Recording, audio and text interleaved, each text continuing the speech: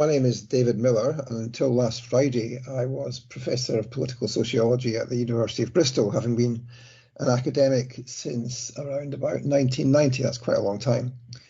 And I have historically done research on powerful institutions and organisations, starting off by doing research on the conflict in the north of Ireland for my PhD, which was completed in 1994, which looked at propaganda in relation to the conflict in Northern Ireland. And ever since then, I've been interested in questions of propaganda and power, the way in which powerful organisations and institutions are able to exert power through the media, through propaganda, but also through direct lobbying and manipulation of policy, capture of policy, of science, etc. So I'm interested in how power operates, how power networks operate. And in recent years, I guess part of my interest has been in looking at the way in which powerful networks have been involved in the production of Islamophobia, especially in the post 9/11 period. And part of that interest has taken me to the conflict over Palestine and to the actions of the Israeli state itself, but also of the wider organisations collectively known as the Zionist movement, which of course are active in this country and in many other countries in the world. So that's the kind of issue which has got me into the spotlight in relation to the University of Bristol, and has resulted in me being fired last Friday. Well, look, you're talking about Islamophobia, but there's a very genuine reason for this, and that is, you mentioned yourself, the 9/11 attacks, but then also, for example, in this country, this is just one example, because we also had, of course, the 2005 7/7 bombings allegedly by Islamists, and also in 2017, these various attacks that there were just before the general election, including the London Bridge attacks, and the Westminster Bridge attack, possibly even the Manchester Arena attack, and these have all been blamed on Islamist elements. Yeah, is that a question? Well, I'm saying that is Islamist. You're talking about Islamophobia, but it sounds to me as if there is a genuine Islamic threat to this country. Oh, I see. Right. Well, I mean, the term Islamist is itself a term which is arguably Islamophobic. I mean, what we see in terms of threats to this country are manifold. I mean, there are threats to this country from a variety of places, but the argument that there is some unique threat from, if I can put it like this, Muslims, or, I mean, the word you used was Islamist, which is a term which is so broad as to cover really a very wide range of Muslim political activity.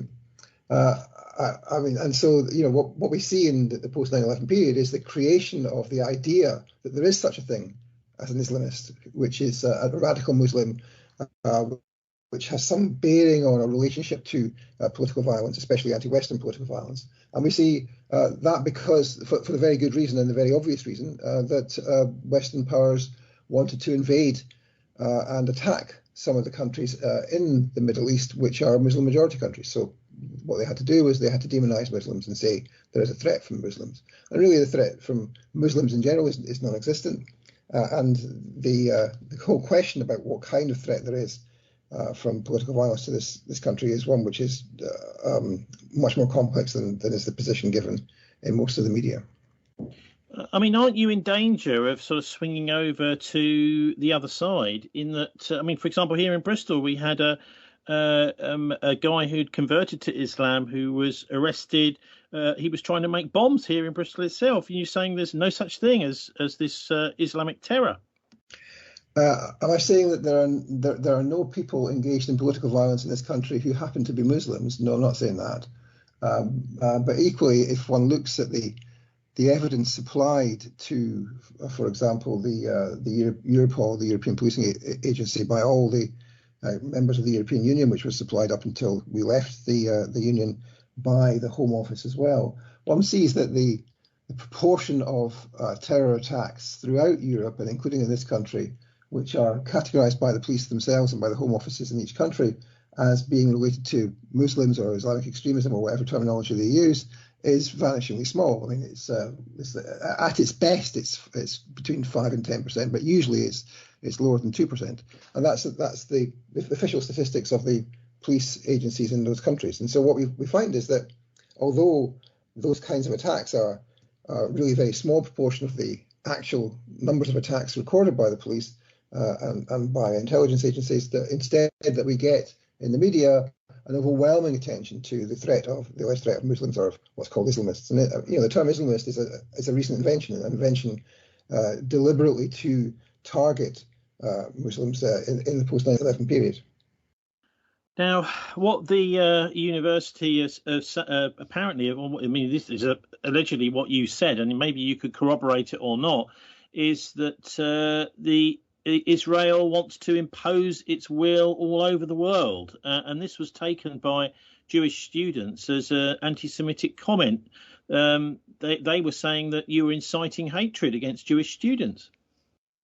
You're conflating together a number of separate things there.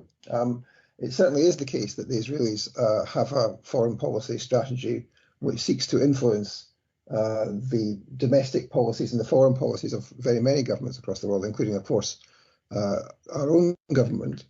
I don't know that anyone ever said that referring to the foreign policy strategies of the Israeli government was anti-Semitic. It certainly isn't anti-Semitic, and I don't think anyone's ever even suggested that it was anti-Semitic. What they complained about was that I had said that I had been attacked and complained about, that's the words I used, by the head of the Jewish Society at Bristol University in 2019, the then head of the Jewish Society in Bristol University, and the president of the Union of Jewish Students, which is the British and Irish national organisation which organises to support Israel on campuses up and down the country. Now, as a matter of fact, I had been attacked and complained about by those individuals and by those organisations in a confected campaign of 3 years length to try and get me sacked for comments that they alleged were anti-Semitic, but which, in point of fact, were not anti-Semitic and were shown not to be anti-Semitic by the investigations conducted by the University of Bristol on several occasions. I mean, the idea that I have been attacked and complained about is something which is not only true, but which I had not put into the public domain myself. It was put into the public domain that those people were involved in complaining about me by those people themselves on a number of occasions. So I was simply referring to the fact of this. Now, when I say use the word attacked, what I'm referring to there is a political attack on me and an attempt to have me sacked from my job by defaming me as an anti-Semite.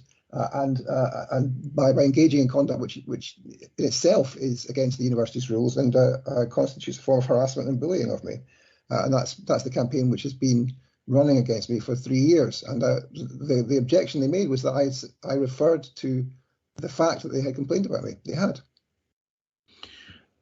Okay, so where does it go from here? Do you going to appeal? Yes, I'll appeal. There's an internal appeal, and then of course if that fails, there is the possibility of an employment tribunal. There may be other legal avenues available to me, which all of which, if it's possible, I will pursue. So what do you think is really behind this, David? Well, this is a part of the ongoing assault on academic freedom, which we see in this country and in other countries in the Western world by powerful forces. In this particular case, it's an attack which has come from Israel. It's directed by the Israeli government, and to do that, it coordinates with Zionist organizations throughout the world. The Union of Jewish Students, I should hasten to point out, is not an organization which just represents Jews. It doesn't represent all Jews. Anti-Zionists find it very difficult to join and are often hounded out of the UJS. The UJS is explicitly, by constitution, a pro-Israel organization. And that is the problem with this. The campaign against me was initiated not by students in the beginning, but by a pro-Israel organization. And when that organization had its complaint rejected because it wasn't a student, they contacted and encouraged the students to make a manifestly hopeless complaint about me, which was subsequently dismissed. And then In February this year, there was a confected outrage about comments I'd made mentioning the fact of the previous complaint and comments I'd made about Zionism, and that has had the effect of having me sacked. Now, the confected outrage was confected by student groups on campus, but also by a whole range of pro-Israel and Zionist organisations, the Board of Deputies of British Jews, the Jewish Leadership Council, the Community Security Trust, the All-Party Parliamentary Group on Anti-Semitism, which, of course, as many of your listeners will know, is funded by Zionist individuals and foundations. And so there was a confection of the idea that I was anti-Semitic. I've been routinely defamed as anti-Semitic. I'm not. I'm a lifelong anti-racist. And what we see here is the same process now affecting the universities as has affected the Labour Party. The campaign to get rid of Jeremy Corbyn is part of the same effort. And they now have switched their attention. Now they've got now they've captured the Labour Party, as more or less everybody knows. They're now intent on capturing the universities, and they've come from me first, but they are also currently pursuing cases in Warwick, in Glasgow, in Leeds, and in other places too, which many people won't be aware of. And we will see much more of this in the coming period. They're doing the same kind of thing in the States and have done the same kind of thing in other countries like France and Germany. So this is an international campaign by, let me put it this way, by a hostile foreign state, i.e. Israel. And the sooner we recognise that and take measures to counteract it, the better. And just to finish on that, I mean, if you want to look at an analysis of that campaign, look at the diaries of Alan Duncan, who was a minister who the Israelis tried to have removed from being a minister as a result of his moderately pro-Palestine politics. I mean, he makes it very clear that there's an entrenched foreign espionage campaign against those who in this country will speak out for Palestinian rights, and we have to recognise that, or it will continue to be successful. Well, you talk about Israel as a hostile foreign state. Actually, no, they're one of our closest allies. In fact, many people say that the Five Eyes intelligence sharing agreement has got a little clause in there where actually we are sharing our highest levels of intelligence with the Israeli signals intelligence people, the Israeli intelligence too. So no, they're not a hostile state. They're actually one of our closest allies. They're one of our closest allies, which also routinely plots to remove politicians, elected politicians, including conservative ones, who don't meet their requirements. So, I mean, that's the kind of hostile state we're talking about. The university talk about their duty of care to their students, and that you are being removed as part of that duty of care because they've got to look after their students. But actually, looking at the statistics, they have one of the highest suicide rates of their students in the country. That's true, and that is very worrying. And if one was to look at that a little bit closer, that might be something which is journalistically profitable. I mean, I think that the other question, of course, is not just the duty of care to students, but the duty of care to staff. I mean, they have failed in their duty of care to me, most obviously. But when my colleagues in the university signed letters in support of me or tweeted in support of me, they have been subject to a deluge of trolling and threats for them to have to lose their jobs. And the university has done very little to defend them against that.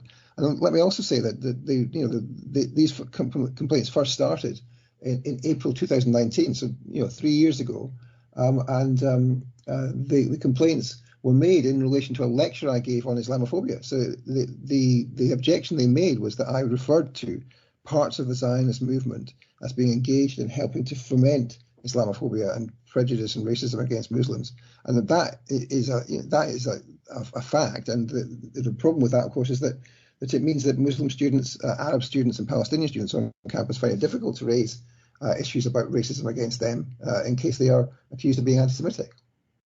Now, you mentioned Jeremy Corbyn, but really this is kind of the reasons that he's been suspended from the Labour Party, the reasons that Ken Livingstone were. All the kernel of this is this kind of contradiction between Jewishness, the state of Israel, and Zionism. Can you just unpick all that for us? I know it's a big question, but how is it that these three words, the Zionist movement, which is behind the creation of the State of Israel over, more than a century, and the fact that someone maybe have chosen a religion or have been born into a religion of faith, and also this ethnic thing of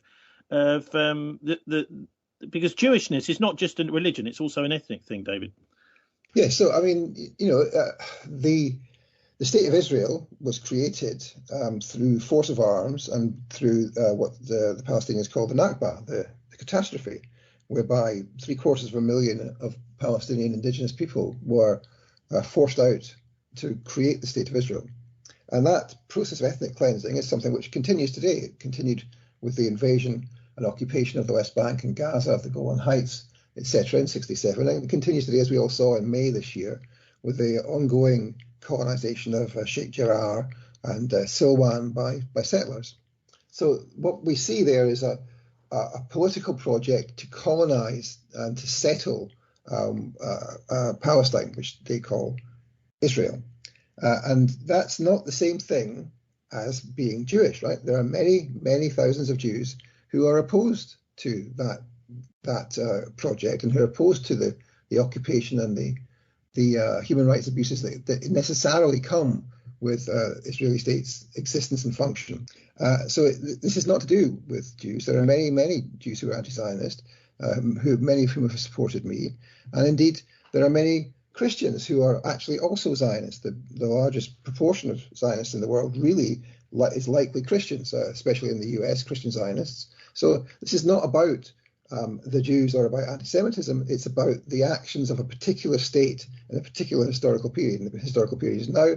And what we see in Israel is ongoing ethnic cleansing against the Palestinians. And if people speak up for that, then they are denounced as being anti-Semitic. Now, the reason for that is because the Israelis know that their activity and actions are deeply, deeply unpopular. And you saw that in the Labour Party the other week at its conference, with a really quite militant motion on Israel as an apartheid state was passed. And so the Israelis need to do something to counteract the hostility that their actions cause. And one of their strategies, one of their weapons of choice, is to say people who are anti-Zionist or who stick up for the Palestinians or stick up for Palestinian rights are just anti-Semitic. And that's because the State of Israel is the Jewish state. And if you're hostile to Israel, then you're hostile to the Jews in general. Now, of course, that's an argument which is absurd, but which nevertheless is at the heart of the Zionist movement's arguments. And that's the kind of arguments they deployed against me, that when I talk about Israel, what I really mean is the Jews. Well, no, I don't.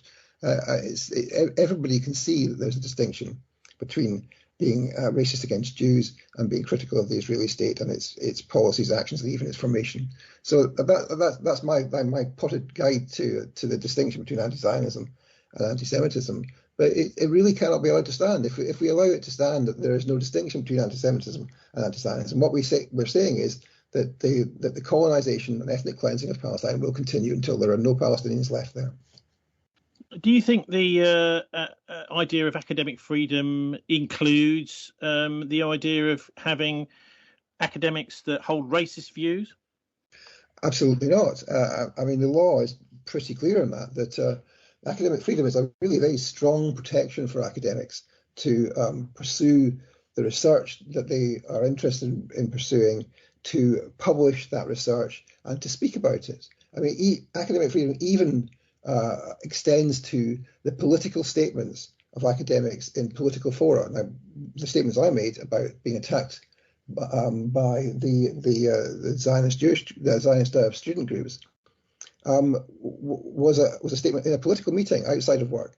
But academic freedom even protects that, but it doesn't protect the spreading of hateful views or of racist views. So if I had been racist, against the Jews in those meetings, then academic freedom is limited and can be limited to that extent. But of course, I've never done that, and that's been recognised by internal inquiries in Bristol all the way through this process. So that of course there are limits in the law to academic freedom and indeed freedom of speech, and they are one of the clear limits is racism, and racism is not allowable because it's the encouragement of hatred against people with, as the Equality Act puts it, protected characteristics. Yes, bizarre, really. If you go back 100 years, it was almost de rigueur racism in the UK. Yeah. But look, there's a dog whistle side to this, David, and that is that for being sacked for anti-Semitism from Bristol University, the implication is really that you are a Nazi. Well, I haven't been sacked for being anti-Semite. In fact, just the opposite. The Bristol University statement said that none of my comments were found to be unlawful. And what they mean by that, and what they refused to say, is that none of my statements were found to be anti-Semitic. In fact, they were explicitly found to be not anti-Semitic and not to engage the Equality Act. But of course, that doesn't stop journalists from trying to insinuate that my comments about the Jews, which I haven't, of course, made, are something to do with me being sacked. They weren't. I mean, that's completely wrong. And I'm not surprised that journalists do try and make that kind of implication. You're saying that there's other potential disputes in other universities coming down the line. Can you tell us a bit more about that? Well, there are cases at the University of Glasgow, two separate cases I'm aware of, where there have been complaints. There are complaints, have been quite a lot of complaints, as I understand it, at Warwick University, taken by the JSOCs there, or by the UGS, which, as I've said, are pro-Israel student groups on campus. Complaints at Leeds University. Some of the complaints have been about staff tweeting in my support. So people have had complaints that they should be sacked from their jobs for tweeting in support of academic freedom in my defence. So that's an extremely worrying thing to note. And of course, this is a pattern which we've seen previously in the US, where there's a long list of people now who've had their jobs cancelled or removed, or offers withdrawn as a result of pressure from the Zionist movement. There's a recent one, a case where the Israeli consul in part of the US directly intervened and tried to have someone sacked. The case of Stephen Salaita, whose job was taken away from him, who now drives a school bus. Norman Finkelstein's an example from a long time ago. Mark Lamorne Hill, Joseph Mossad. There are lots of these cases, and there will be more and more of those cases here. What's the point of this? At the end of the day, obviously this is a political move by the Israelis, but why are they so vehement, do you think, particularly here in the UK and the US, in insisting that there should be criticism of them? Because the criticism of them, especially in the UK and the US, can have direct negative effects on them. I mean, you mentioned before that Israel is an ally of the UK, and it is an ally in some senses. And of course, the amount of money which is given to the Israelis by the US and the UK, especially by the US, is extraordinary. And we saw the frisson that went around in the US just the other week when AOC and the squad mentioned this whole question about the budget for the Iron Dome, which the Israelis are requiring the Americans to support. I mean, the idea that could even be mentioned in Congress is something which deeply worries them, because of course they can see the trajectory, which is that the pressure will mount such that the massive military aid there is to the Israelis from the US and the UK and other places might start to dry up. And if it starts to dry up, then that's game over for them, and they know that. So what they want to do is to continue with the process of ethnic cleansing and settlement in Palestine, such that they have an unassailable Jewish majority within what they call Israel, and that there can never be the possibility of a Palestinian state or of Palestinian opposition to their activities. That's what they're scared about. They're scared that the already trending public opinion against them will translate into political decision making, which will threaten their ability to oppress and ethnically cleanse the Palestinians. That's what it's for. Now, we started by talking about propaganda and your interest in it. How would you say that this has been reported in the mass media here in Britain? And I'm assuming you're going to say not very well. Where are good places that listeners can go to actually get some real information on what's happening both on the home front and over in the Middle East in the conflict between Israel and some of its neighbours? Well, I mean, the places to go in this country and in the US, you start with the Electronic Intifada and the extraordinarily prescient and informative journalism of Asa Winstanley and his colleagues at the Electronic Intifada. There is another website called Mondovice, which is also extremely good. And so there are a number of websites you can go to where there is proper reporting of the Zionist movement in this country and in the US, and of course of the activities of the Israeli government and the settlement process in Israel. But then, I mean, if you want to know what's really happening in the Middle East, you need to read the Israeli press. I mean, things are a lot more open in the Israeli press about what's happening in Israel than they are here, even though they're very much biased towards the state and to the movement, the Zionist movement. And then you want to look at the alternative media, the Palestinian media, the media of the resistance. And I don't mean just the resistance in Gaza, but also in the other countries surrounding Israel, where there is an ongoing process of resistance. It's often called the arc of resistance in Yemen, in Lebanon, and in Iraq as well, and in Iran against settler colonialism in Israel. So there is when the attacks on Gaza happened in May this year, we all saw the process of the ongoing process of settlement and colonization in East Jerusalem, the invasion of the Al-Aqsa Mosque by the police and the military. Extraordinary scenes we saw there, and that I think for many people took the scales from their eyes, and they began to see what Israel is and what Israel does, and it started to make people think that resistance against that is legitimate, and that I think is a movement in public opinion which must very much worry the Israelis. That people start to say, well, this isn't just about terrorism, is it? It's about an occupied people fighting back against an occupier, and that's the view that they don't want to spread. And you don't get that view unless you pay attention to what's happening in the Middle East and what's happening in Lebanon and what's happening in Iraq and what's happening in Syria. All of these places are engaged in a series of struggles which are linked. So I would say yes, there's the Electronic Intifada, there's Mondovice, there's other places, but also put an ear to the ground in the Middle East.